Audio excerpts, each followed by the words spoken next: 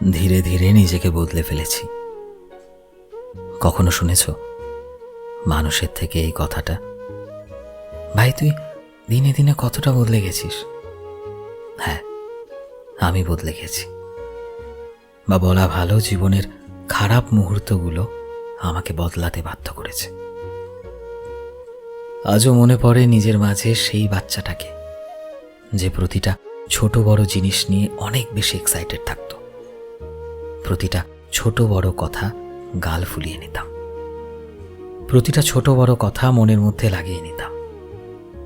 আর ধীরে ধীরে এই যে কষ্টের পাহাড়টাকে আমি আমার মাঝে রেখে দিয়েছি না, সেটা আমাকে ধীরে ধীরে বদলে ফেলেছে।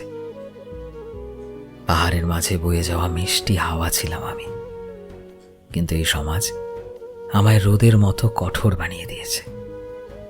বাচ্চামো ছিল অনেক আমার মাঝে। ভাবতাম মানুষ আসলেই ভালো, তারা ঠিক আমাকে বুঝবে। সেই বাচ্চামো যে শুধুই কারোর হাত ধরে চলতে চেয়েছিল, কিন্তু তার নিজের কাছের মানুষগুলোই তাকে সবার আগে ধাক্কা দিয়েছে। আর সবশেষে যখন বুঝতে পারলাম যে আমি বদলে গেছি সারাটা জীবনের জন্য।